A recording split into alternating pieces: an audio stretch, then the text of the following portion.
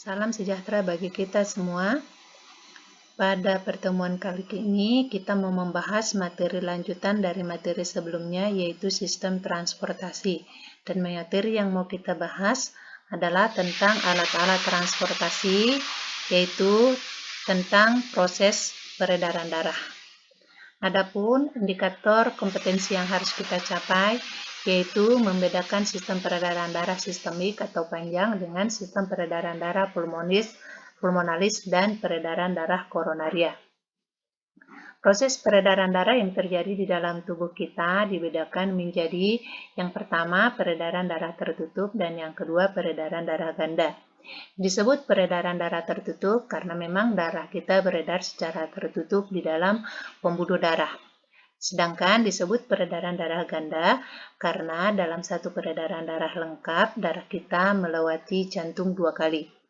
Peredaran darah ganda ini nanti dibedakan menjadi yang pertama peredaran darah besar atau panjang, peredaran darah kecil atau pendek, dan yang ketiga peredaran darah jantung atau koronaria. Yang pertama, proses peredaran darah ganda, yaitu darah dari jantung ventrikel kiri yang kaya dengan O2 oleh aorta dibawa ke seluruh tubuh dan di seluruh tubuh O2 dilepas dan kembali nanti mengikat CO2 dari seluruh tubuh oleh vena cava dibawa menuju atrium kanan masuk ke ventrikel kanan dan dari ventrikel kanan oleh arteri pulmonalis menuju paru-paru. Di paru-paru CO2 dilepas dan kembali mengikat O2 dan dari paru-paru oleh vena pulmonalis membawa darah yang kaya O2 menuju atrium kiri kemudian masuk ventrikel kiri dan kembali lagi seterusnya seperti yang awal.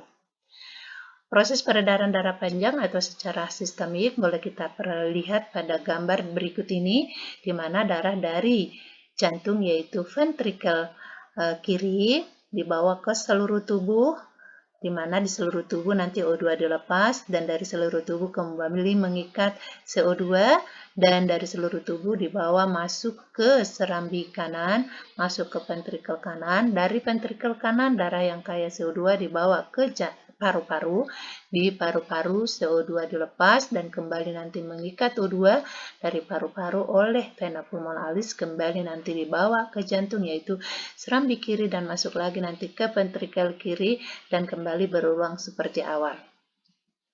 Proses peredaran darah panjang atau sistemik secara lengkap diulangi. Darah dari jantung yaitu ventrikel kiri yang kaya O2 oleh aorta dibawa ke seluruh tubuh yaitu tubuh bagian atas ataupun tubuh bagian bawah kecuali paru-paru.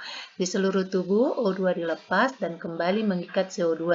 Dari seluruh tubuh CO2 dibawa oleh vena cava inferior dan vena cava superior masuk kembali ke jantung yaitu atrium kanan dan kemudian masuk ke ventrikel kanan dan berlanjut lagi seperti yang awal. Proses peredaran darah kecil yaitu darah dari jantung yaitu ventrikel kanan yang kaya dengan CO2 oleh arteri pulmonalis dibawa menuju paru-paru kiri dengan paru-paru kanan. Di paru-paru dilepas CO2 dan kembali mengikat CO2. Dan dari paru-paru CO2 dibawa oleh vena pulmonalis kembali ke jantung yaitu atrium kiri dan kembali lagi seperti yang awal. Proses peredaran darah kecil boleh dilihat pada gambar berikut ini secara lengkapnya. Berikutnya adalah proses peredaran darah koronaria. Darah dari jantung ventrikel kiri atau yang kaya O2 oleh arteri koronaria dibawa menuju seluruh dinding jantung. Di dinding jantung O2 dilepas dan kembali mengikat CO2 dan dari dinding jantung CO2 dibawa oleh vena koronaria dan kembali masuk ke jantung yaitu atrium kanan dan ventrikel kanan kembali lagi nanti berlanjut seperti sebelumnya. Untuk lebih jelasnya boleh dilihat pada gambar berikut ini. Sekian bahasan kita kali ini. Terima kasih.